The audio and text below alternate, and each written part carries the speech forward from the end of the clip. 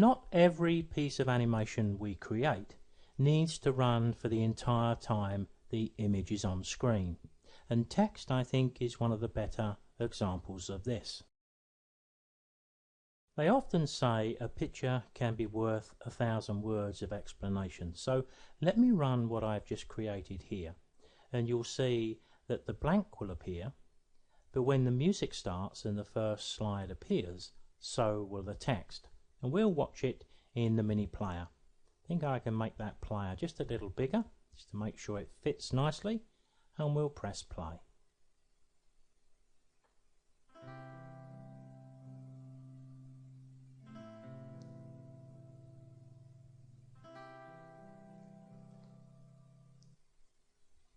Now what I did with that bit of animation of the text was exactly the same as we did for the gentle zoom and the gentle pan. But it doesn't look quite right on the eye, does it? As the picture appeared, so did the text, and it was already moving, but the text was still moving when the image finally left the screen. I'm going to suggest that's not the best way to do this, so let's select this image. We'll go back into the Objects and Animation screen, and we'll make a start from scratch. I'm going to begin by just highlighting the text I put there as a demo and hitting the delete key. If you're ever working in the Objects and Animation screen and suddenly all of your keyframes seem to disappear even though you've got a picture on screen, just go down to the bottom right and just click the name of the image and everything will come back into place. What I want to do here is to apply some text, but my text is going to sit over the top of my image. So before I create the text, I'd like to lose the bounding box around the edge here. The way to do that is to click into the grey area. It doesn't matter where we click, but the bounding box will be lost for a moment. I'm going to go to the top of the screen and pick up my text tool, and as soon as I do, you'll see a keyframe appear, the text appears, and we're ready to type the title of our slideshow. There you can see what I've chosen. As I said a few seconds ago, we get our starting keyframe created automatically, but now over on the right hand side we get to see both the image which we can select and the text. If you're a Photoshop user and you've used layers at all, we're working in a very similar way. So if we're going to animate the text, we must make sure we highlight that first and we're ready to go. The thing is, with much of the animation that we create, I think we can plan it. Sometimes we just need to plan it in our head. Let me explain what I mean here. I'm going to have this text completely transparent, and it's going to zoom up large on screen into the sky and become solid. But I don't want that to happen until the image is on screen. Remember, this grey fade bar here is the image behind the text. So if I move this keyframe, which is the start of any animation of my text, I'm probably going to need the background image on a couple of seconds after it's fully faded on screen before my text appears. So I'm going to make a calculated guess and say this keyframe probably needs to go around certainly 3 or 4 seconds. Let's try 3 seconds. If you need an exact figure here, if you go to your animation, you can put that figure in with 3000. So much like the zoom and the pan, if we select that first keyframe, we've got to decide where the text needs to be when it starts its movement. Well, I'm going to zoom it down a little bit. Whoops, sorry, touched the wrong thing. I'm going to zoom it down a little bit. I'm going to bring it down to that area there, and I'm going to come down to the opacity, and I'm going to take all of the opacity off. So now I've got to decide, how long do I want the animation to take place? From when the text starts there, rises up into the sky, and becomes fully solid. Well, I reckon probably Again, 2 to 3 seconds, and I'm going to guess 3. So I'm going to right click the keyframe, clone a keyframe, and I'm going to put that at 6 seconds. Now you can see I'm starting to run out of slide time already. So I'm going to need more slide time. So what I'm going to do here is close down the objects and animation screen, go back to this image, and just for a moment I'm going to put 15 seconds on there. That's probably too much, doesn't matter, I'll come back and adjust it in a little while. I can now go back in and you can see I've got a bit more space to play with. So there's the keyframe where the text is see-through and small. Here I need it large and solid. So let's bring up the opacity for that second keyframe. Let's bring the text up on the screen to somewhere like that. And how big do I want it? Well, I'm going to go a little bit bigger than I normally would just to demonstrate this. And we can have a little test of this by putting the cursor back at the start and pressing play. Just to get a feel for what we're doing here. So the picture fades on screen on the background, then the text comes up and comes to a stop at that point. Now I think that looked a little bit rushed. I don't know about you. I think I've asked the animation to do quite a bit, and 3 seconds isn't really quite enough. On this occasion, because it starts transparent, I might be able to get my extra second by pushing this back here, but that's going to be a personal choice.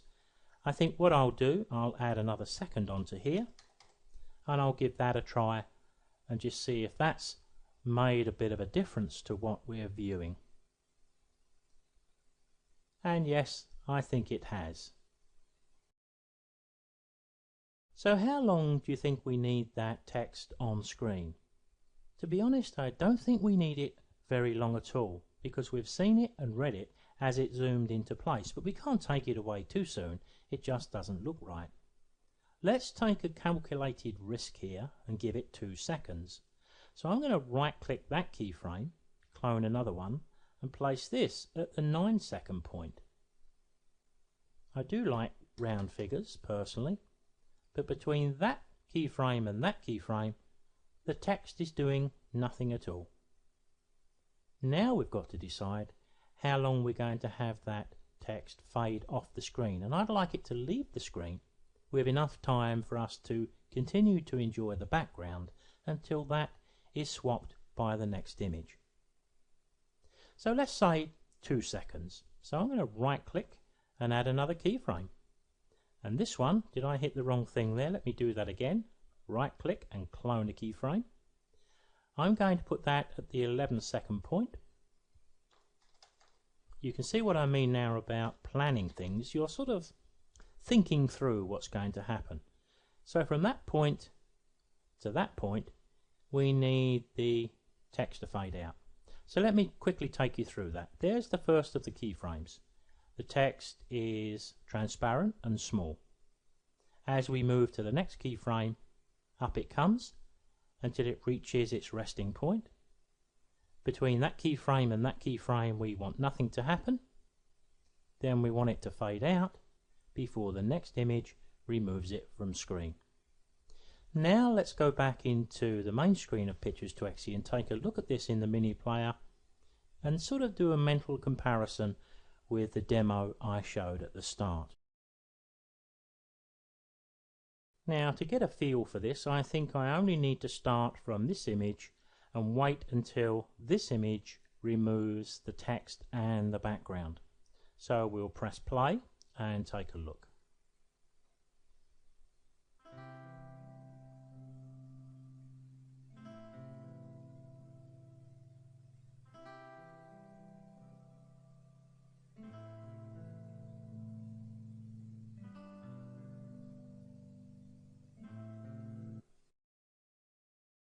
Now I hope you'll agree that that looked a lot sweeter than that first demonstration I opened this video with. Let me select the image and go back into the Objects and Animation screen.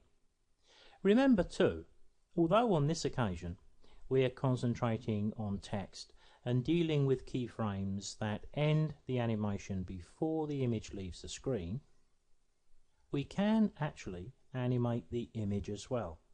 In this instance, this image has been created 1920-1080, so my intention was to have the text coming up over a static background. Although we can animate the background as well, sometimes we can actually do too much, and rather than making the opening titles quite pleasant on the eye, we can make things a little bit confusing. And that's a bit of a worry, because there's such a thing with audiovisual as good first impressions, and that includes our titles too. Here's something which I'm probably going to say a dozen times, but it's worth saying, I think. If you're going to make mistakes with animation, it's going to be for one of two reasons. One, you haven't checked over on the right hand side to make sure you've selected the actual image, text or object you want to animate.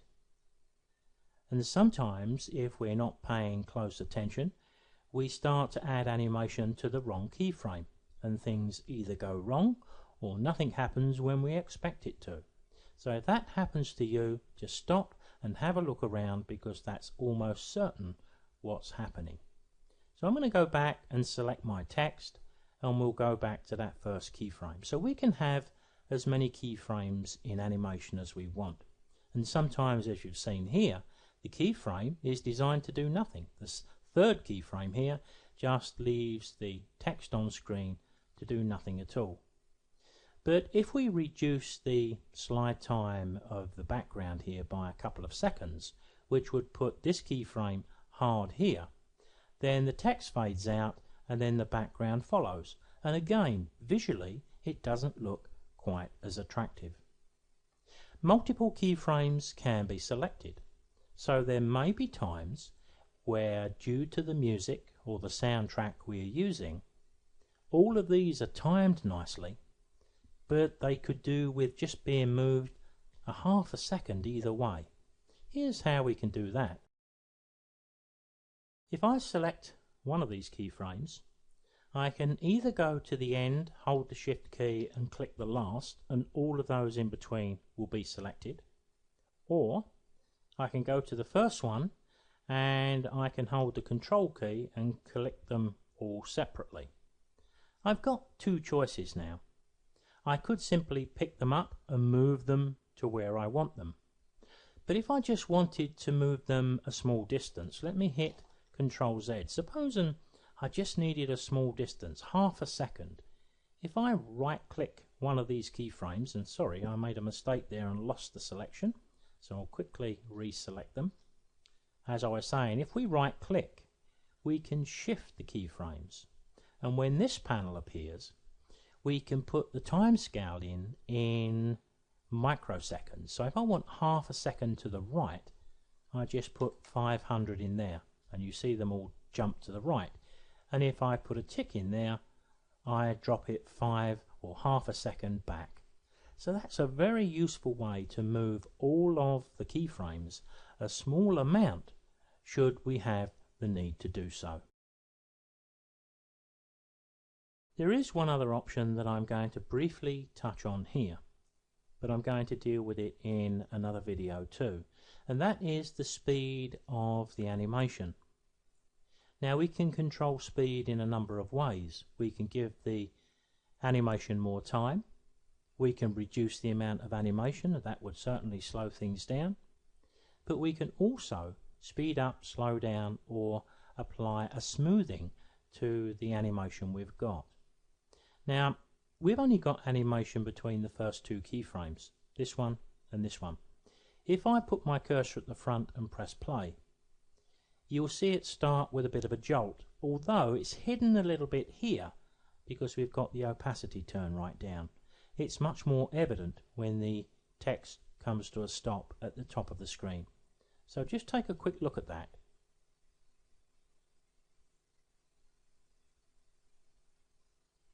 See that clonk? A little bit unattractive. What we need to do is to apply some speed. Where do we apply that? Well, we need to apply it to the keyframe immediately before or as the animation is about to begin. So it's this one. Now what are we doing here? We're zooming the image and we're also panning the image, aren't we? Because it starts there and comes up and gets larger. So with that keyframe selected, I'm going to go to the pan, add a modifier, animation speed, and I'm going to choose smooth. But I'm also going to do the same for the zoom because we've got two types of animation here. Now I'd like to put my cursor back at the start, press play, take a look at what we've got now. Whenever we apply a smoothness between two keyframes, it means the animation is going to start marginally slower.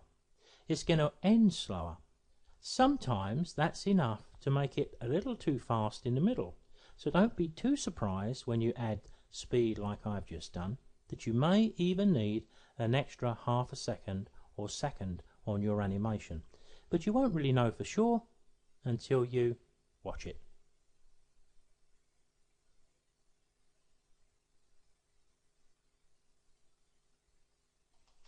Doesn't look too bad, and it comes to a nice gentle stop. But it is the type of thing that may require us to come out of the objects and animation screen, maybe to the slide list. I could decide to put an extra 1 second onto my slide time, and then when I go back in, I could decide to move this one, and this one a second down. This time I'll just use my cursor, because what I'm doing there, I'm just extending the time for that first zoom to appear, and now it looks sweeter. One final little tip for you, nothing to do with animation at all, well, sort of indirectly I suppose. If we select the text and we go back to the properties where we type the text, we've got all the options here for bold, italics, underscore, color, different fonts. I'm going to click the color palette and it pops up on the screen. We've got a little eyedropper tool. Of course we can pick any of these colors and we've got all these styles to choose from. But I'm going to pick up the eyedropper, click and hold, drag it onto my picture, because sometimes, in fact, I could do with that selected there so I can see the actual text. Let's do that again. What I'm about to say is click and hold, because we can pick up a color from within the image, and sometimes that is very harmonious. Is that the right word to say? It just seems to fit nicer because the color has been taken from the image itself. One last look in the objects and animation screen, and our opening titles look pretty good, but they leave the screen in time for us to move on to the next slide in our sequence. To bring this section to a close, let's have one last look in the mini player, and we'll let it run to at least the end of this slide just to give us a feel for what we've created.